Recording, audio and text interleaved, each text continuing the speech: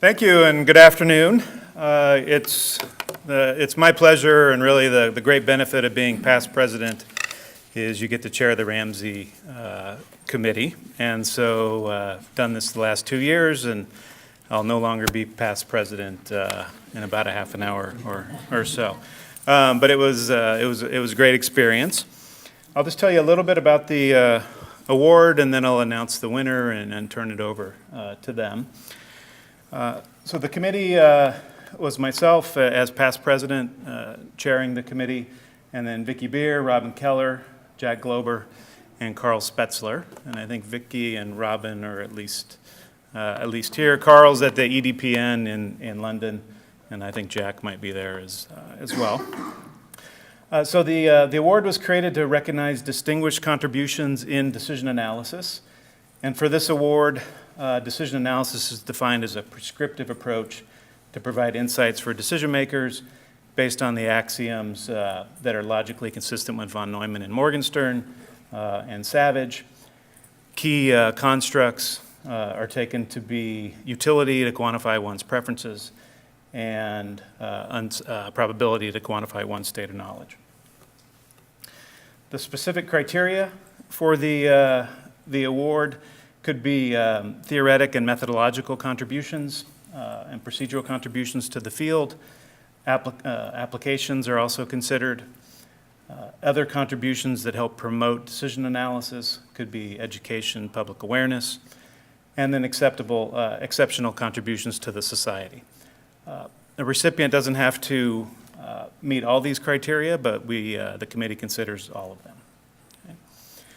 So I'm going to announce the 2018 Ramsey medalists, and then on behalf of the committee, I'll read the committee citation, and then I'll invite the 2018 Ramsey medalist up. So it's my pleasure to present the award to Dr. Max Henrion. He's the 2018 Ramsey medalist. Let's give him a round of applause.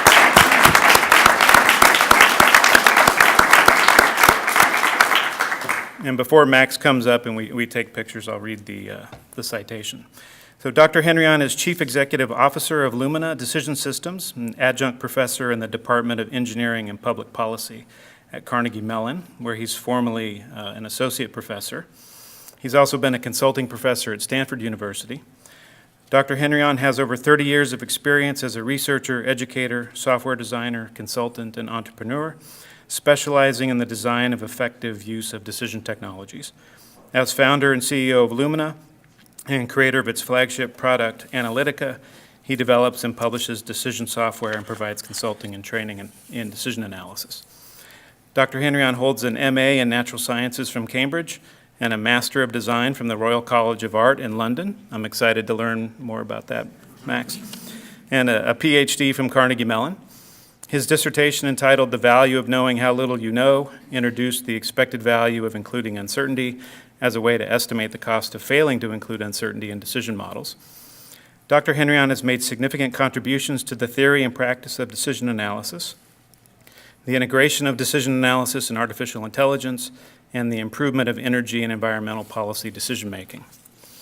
He led the design and development of Analytica, which has brought decision analysis techniques to a wide audience with little previous exposure to those methods. Analytica currently has a user base of almost 5,000 people, over 1,000 organizations, has been used by over 43,000 people since its first release in 1996. It's employed in industries ranging from energy and the environment to high tech. Lumina has created decision support tools in a wide variety of applications, including energy and the environment, R&D management, healthcare, telecommunications, aerospace, security, and consumer choice. Dr. Henrion's work on decommissioning of the offshore oil and gas platforms off the coast of California had numerous stakeholders, including the state of California, oil companies, and environmental groups, and was awarded the 2014 Decision Analysis Practice Award. Through Analytica and his associated consulting practice, Dr. Henrion has made significant contributions to the practice of decision analysis and helped disseminate the use of decision analysis to new communities. Dr. Henrion has published 3 books and over 70 peer-reviewed articles focusing on decision and risk analysis, artificial intelligence, and applications of energy applications to energy and the environment. His book, co-authored with Granger Morgan, Uncertainty, A Guide to Dealing with Uncertainty in Quantitative Risk and Policy Analysis, has been an important resource since its publication in 1990. Dr. Henrion has been a leader at the intersection of decision analysis and artificial intelligence since the 1980s. He was founding president of the Association for Uncertainty and Artificial Intelligence. Lumina's technology was employed by Ask Jeeves, now Ask.com, where Dr. Henrion was vice president for decision technology. So hopefully we'll learn more about that.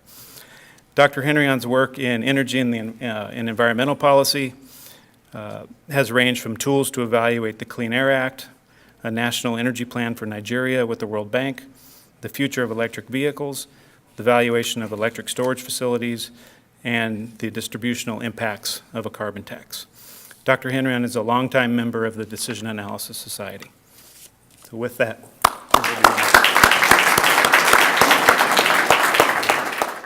so usually I like to look towards the future and think about like what's next, but this is kind of an opportunity to look back on my career and think about, okay, well, how did I get here? You know, what did I do? And there's a couple of theories one can apply to looking at that. As a decision analyst, one would like to believe that it was a series of deliberate decisions with well-defined objectives in mind. There's another view, perhaps it was just some kind of random walk. So we'll explore these two hypotheses. So first, I'm going to give you a very rapid overview. Actually, you already heard a lot of this from Eric, but I'll speed through it.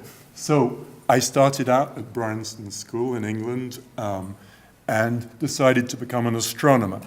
And then I went to Cambridge and studied physics and kind of meandered off into statistics and psychology. And then I went to the experimental cartography unit and looked at how we could use computers to create maps, and went to work at the Royal College of Art to do a master's degree, and then decided to go to Carnegie Mellon in the School of Urban and Public Affairs, working in computer-aided architecture, and then stayed there to teach in risk and uncertainty, develop software. Then I went back across the country to California and started Lumina to help create this Analytica software. During that time, I helped establish the Institute for Systems Decision Research to do work in medical artificial intelligence and decision analysis, and went to Ask Jeeves during the dot-com period, when we just couldn't resist going through that craziness. So I think, looking back at this, pretty clear evidence of extreme attention deficit disorder and a random walk. Okay, so now let's see if we can come up with some evidence for an alternative hypothesis. So first of all, a lot of this is going to be about thanking various important people in my life and my influence in my work, starting out with Philip Chergwin, who is my teacher back in high school at Bryanston in physics, and he emphasized that when you write up your lab experiment, any experimental measurement must include a measurement of its uncertainty. And then a few years later, I was at Cambridge, heard really the same thing from Professor Neville Mart: a reported value whose uncertainty is entirely unknown is worthless. And then later on, when I was studying public policy at Carnegie Mellon, I discovered that the numbers there almost never had uncertainties attached to them. So I had to conclude that they were worthless. And meanwhile, in studying physics, I was fortunate enough to have a rare Bayesian professor and contracted the Bayesian infection, and which at those point I think was unusual and considered, quite dangerous. I was also not immune to the various social ferment going on in the late 60s. Late 60s, of course, went into the early 70s. And was horrified to see various things going on in the world. The United States attacking Vietnam, Britain repressing people in Northern Ireland, just to mention a few. And here's a protest I was at in, I don't know if you can see me, but in front of the US Embassy in London. And I also ended up, not at this demonstration, getting arrested and beat up by the police. As you know, the British police don't do that kind of thing. Only the Americans, but apparently they didn't know that. And I looked at all this craziness going on in the world, and, as a young idealist, thought, well, we could fix this perhaps, by applying science and helping people make more rational decisions. And I ended up at the Royal College of Art. I was always interested in design, and I was looking at the psychology of design and how one goes about creating architecture. And I actually came across this wonderful book by Herb Simon, some of you might know it, The Sciences of the Artificial, which actually is about design mostly, and became so interested in Herb Simon's work, his work on human problem solving, I decided to apply to Carnegie Mellon and took some courses from Herb. As I think many of you, most of you probably know a little bit about him, he was really a remarkable polymath, making major contributions in understanding organizational behavior, how to, in business, in psychology, in artificial intelligence, and he said the difficulty in decision-making is very much in the degrees of uncertainty and the gaps in our knowledge. And as you probably know, he came up with the notion of satisficing and bounded rationality. We humans have limited cognitive capacity, and we are not the rational optimizers of Homo economicus that the economists would have us believe. But even despite that, the Nobel Prize Committee gave him a prize in economics. And he paved the way, I think, for other psychologists like Danny Kahneman to get the Nobel Prize. And Danny Kahneman, along with his longtime colleague Amos Tversky, also was a predecessor here in getting the Ramsey Medal, which I think is one of the things that makes me very proud of it. I'm glad that there are still psychologists involved among the decision analysts. One time I remember Herb, I kind of took classes from him, went off and did some other stuff. He cornered me in the bathroom one time saying, "Max, what are you doing these days?" And I said, "Well, I've become interested in decision analysis." And he said, "Really? That's doomed to failure. People just don't think that way." So I said to him, I think the answer that probably all of you know, which is, of course, our limitations in our fallibility of our human decision-making is precisely why we need decision analysis to help us think more clearly. And it seemed like he hadn't heard that argument yet, but I think later on he was on the thesis committee of some of my students, and he certainly understood and supported that point of view. So since I was at Carnegie Mellon in the School of Urban and Public Affairs studying computer-aided design, architecture, it was a great opportunity to learn some computer science, hone my programming skills. But after a while, I realized I was really interested in uncertainty and this question, could I somehow help people better address uncertainty? And looking at some of the primitive computer models in Fortran and stuff in those days, before spreadsheets, the question of how can software models be more transparent. And this created a decision for me. I had to really switch my thesis topic and find a new advisor. And the decision analysis wasn't really a big thing at Carnegie Mellon in those days. And I went, and we had some good Bayesian statisticians, Jay Cadane and Murray de Groot, but I was more interested in practical applications. And they finally told me there's this young Professor Granger Morgan somewhere in the engineering department. You should talk to him. And so he had just founded the Department of Engineering and Public Policy. Like me, he had been a physicist who decided, couldn't we apply these quantitative skills to improving public policy? And so immediately we hit it off, and he was very interested in how do we better deal with uncertainty. And so we were longtime collaborators. I learned a huge amount from him, especially kind of being an entrepreneur. Like, that's not what you go to college for, but he's great at bringing people together and has a contagious enthusiasm for helping people work effectively together. And we ended up, after 10 years, writing this book that Eric mentioned, A Guide to Dealing with Uncertainty in Risk and Policy Analysis, as a kind of summary of the things that we had learnt and wanted to pass on, kind of a text for how to do it.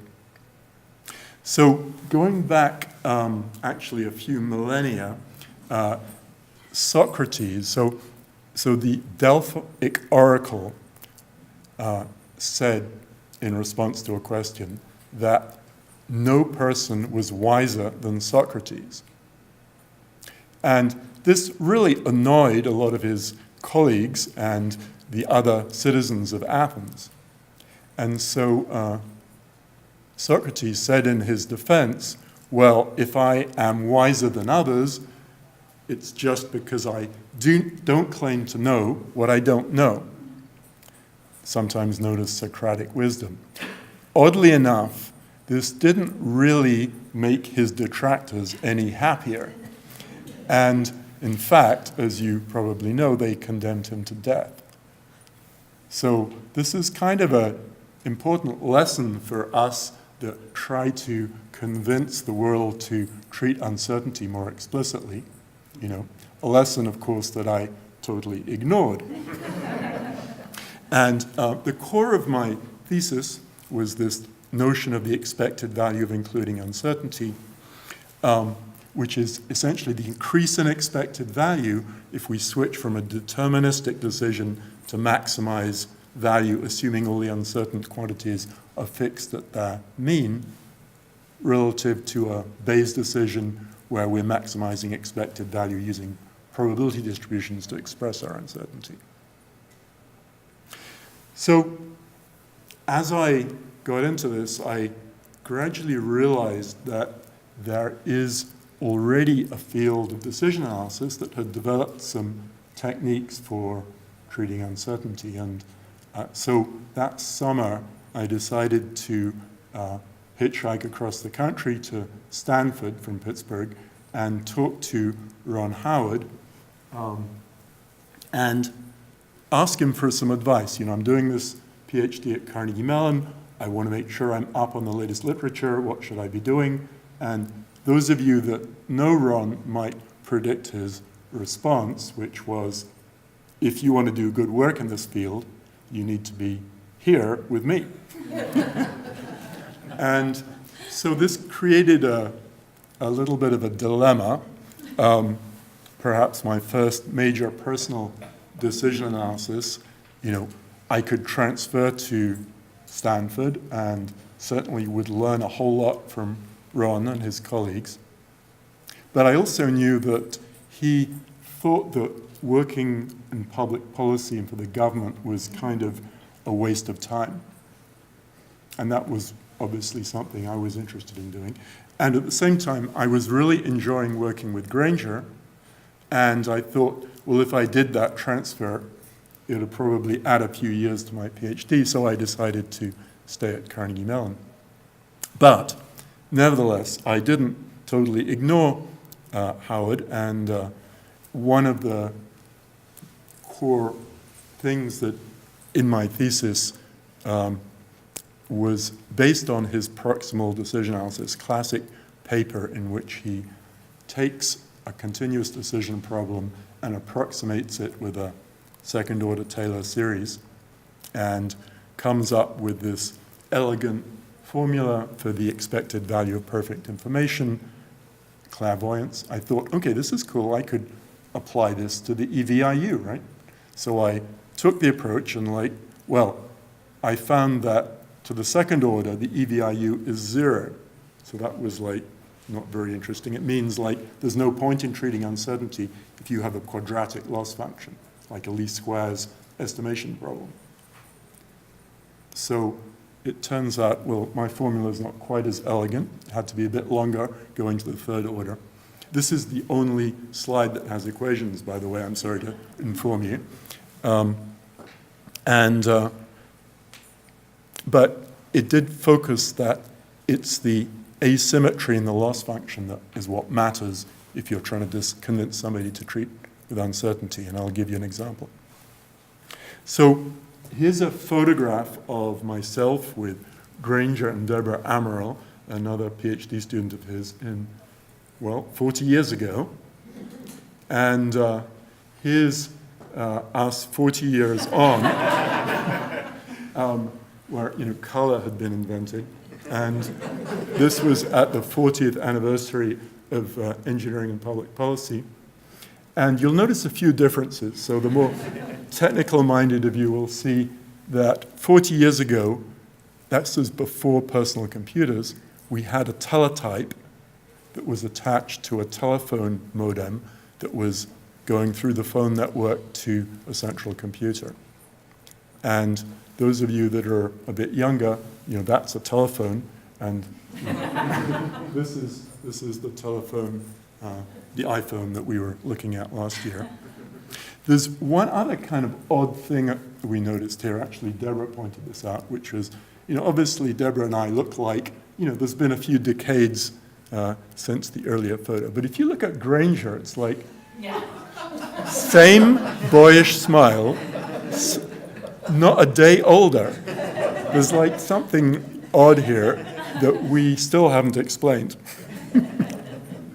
Anyway, so Granger invited me to work on this project with him, looking at the health effects of air pollution and putting probability distributions on all the uncertainties. And we had to fly around the country interviewing experts, extracting distributions from them.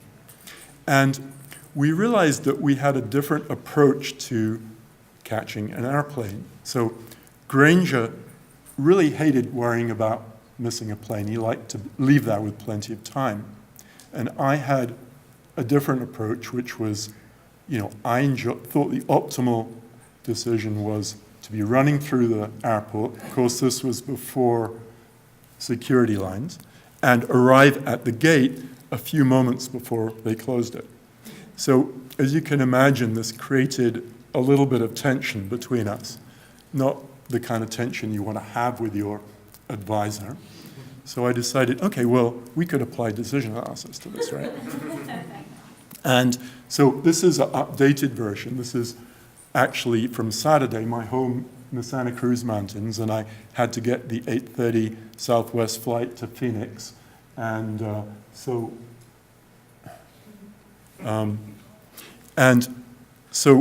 I decided, okay, we should do a decision analysis. I'm sure everybody is familiar with this problem, but I dare say I'm the only one that has done the formal analysis of it. So there's a decision, the green rectangle, what time should I leave, and the red hexagon are value outcome denoted in minutes. If I miss the plane, it's worth so many minutes wasted, and versus the minutes I could have saved when I could have been snoozing in bed. And so if we ignore uncertainty in this problem, and I realize that most of you do not ignore uncertainty in this problem, the median time for me to drive from home to get to the gate, including parking and going through security and so on, is 90 minutes. So if I leave exactly 91 minutes, I will miss the plane half the time. Not such a hot decision, I admit. So we put together this decision analysis. It has this kind of shark tooth loss function. So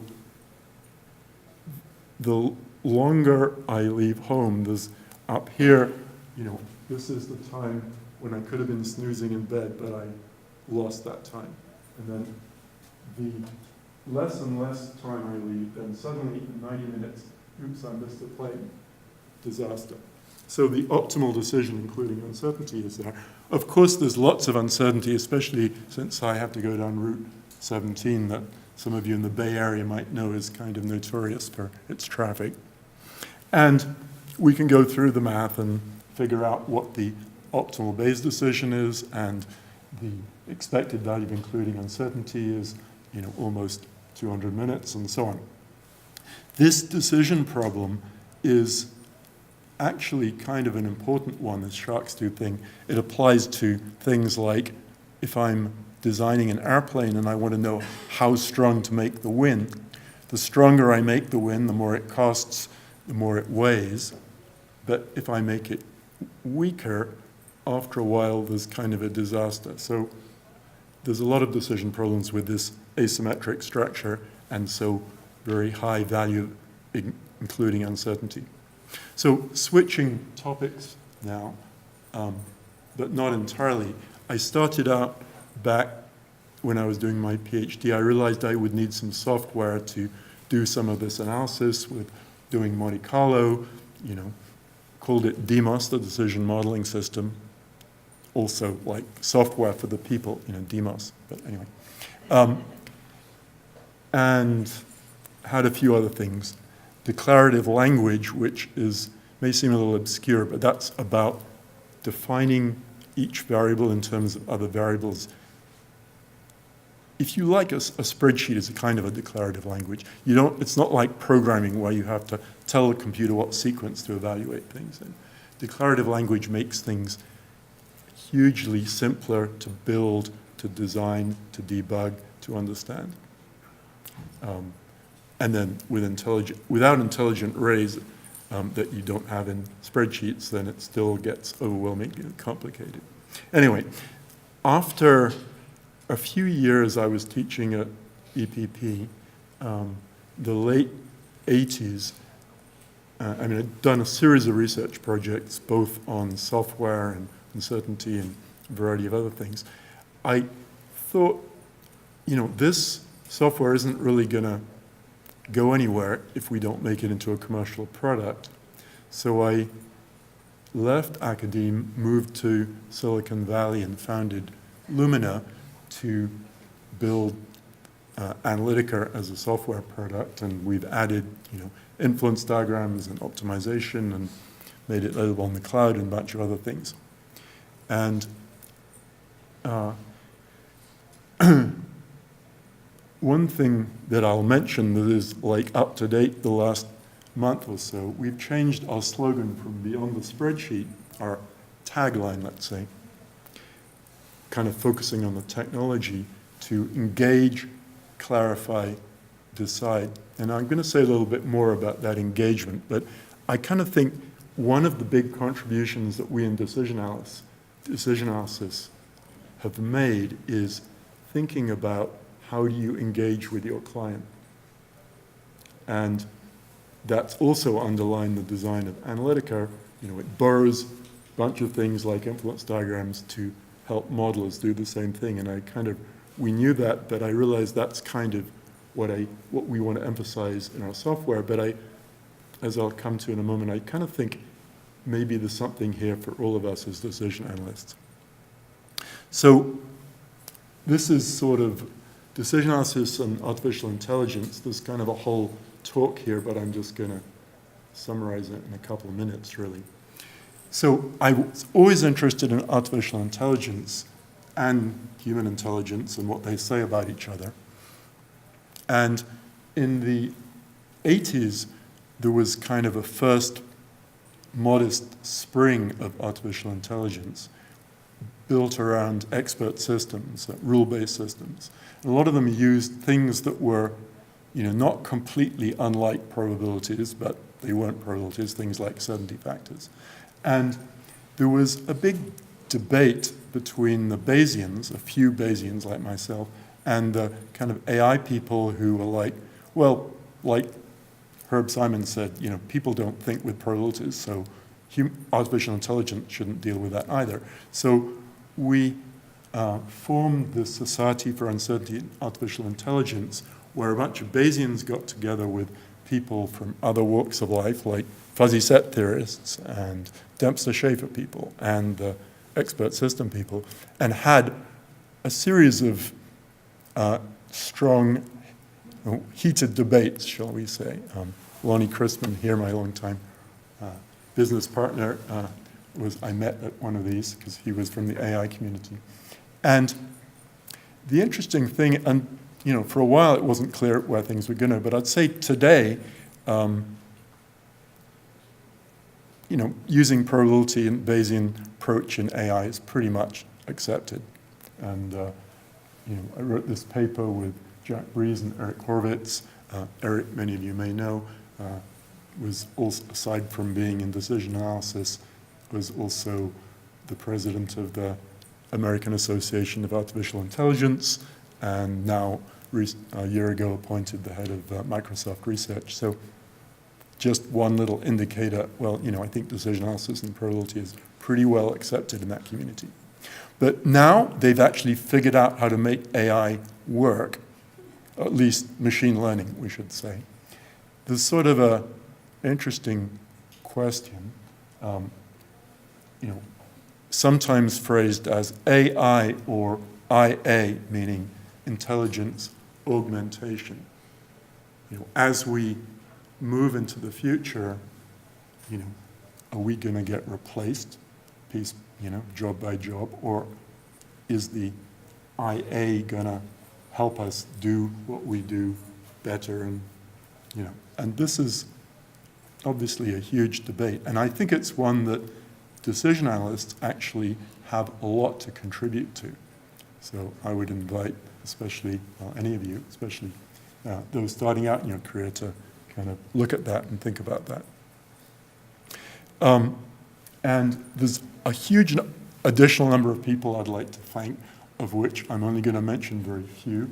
My PhD students at Carnegie Mellon, Evan Sherwin, who's actually just about to graduate in a few months, I hope, and my colleagues at Lumina that you can't really see, but there's a few of them here. Jaya Hoy at the back, Kim Mullins, and Lonnie Chrisman, and many more. And Lonnie especially has been working with me for over 20 years, and you know, Lumina and Analytica would certainly not exist without him. And he's actually, you know, a much better probabilist Bayesian mathematician than I am, as well. But fortunately, he actually likes to code as well. And so Eric mentioned this project, the Rigs to Reefs project, or looking at decommissioning California's offshore oil platforms. And I haven't totally lost my youthful idealism about how we as decision analysts can help improve public policy decision making. And I'm particularly proud of this project because it kind of demonstrates that it is actually possible, even in an area starting out where, you know, everybody disagrees. There's oil companies and environmentalists and the state agencies on a topic like anything to do with offshore oil in California is just incredibly controversial. But at the end of this project, the stakeholders essentially came up with a solution that made almost everybody happy. I don't want to say that's always possible. And we were very fortunate in our problem, in our client who was really interested in science and decision analysis. But I think at this time where our society seems going off in these strange directions, where the idea of promoting a more reasoned approach, evidence-based, seems somewhat on the wane, I'd like to say that, this might be just a temporary glitch. And, some of us maybe didn't quite realize what would happen, so we have to do this little experiment for a few years, see what happens if you go in this direction. And I think a lot of more people will start to realize that, this kind of irrationality just is not really what most of us want. And when people realize that, depending on what happens tomorrow and in a couple of years' time and after that, I think there's going to be demand for a lot more of this kind of thing. And, us guys here, you guys here, should be ready for that. Not assume that your talents are going to waste, just the opposite. It's going to be needed all the more. So again, here's my career that I already described all the bits, a random walk. Well, I don't know if I've made the case here for, a series of deliberate decisions. I say, like most of us, it's probably been a mix of the two. We can always make up some stories that appear to be coherent. And so I have one more point I wanted to make really to this community. And this is really a point that I think we should make to the analytics, operations, research, management, science community, all the other 5,000 people that are not in this room. So it's about the relationship. So what do I mean? So first of all, we build models. We worry about the relationship between our model and some small selected piece of the world. Okay, that's obvious. And, we're an analyst. But there's somebody else more important missing from this picture, which is, of course, the client. The client, the decision maker, might be your boss, might be your consulting client, might be whatever. And there's still kind of an important arrow missing from this, which is the relationship between the analyst and the client, that engagement. And, a lot of us, certainly myself included, like numbers, we like equations, we like software. We're geeks. I hope you don't mind me saying that. But we also need to, and many of us do very effectively, engage with our clients. We know how to speak to our clients, to understand how they view the world, what decisions they have, what they care about. And we can gain that trust by showing that we understand them. And those skills are what makes the difference here, the quality of that engagement. And I think that decision analysis is the discipline in analytics that has thought most deeply and has the most sophisticated view of that relationship. And we have tools like influence diagrams and elicitation and decision dialogue process and so on to help us do that. But what I'd like to suggest is that the rest of the analytics world desperately needs that.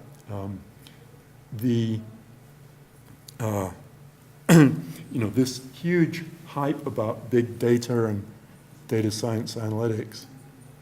The Gartner Group in 2016 estimated that about 60% of big data projects fail to deliver real business value. And then last year, they looked at it again and they figured out, actually, their own study was one of the ones that had failed. I don't know if they counted it. The real number is 85%. And so, they have this hype cycle. The next phase is the trough of disillusion. And I think we are getting there. And the reason they suggest is because of business resistance, managerial resistance, cultural problems. What does that say to you? I mean, when I hear that, okay, they're blaming that client for not liking their product, right? We don't do that, do we?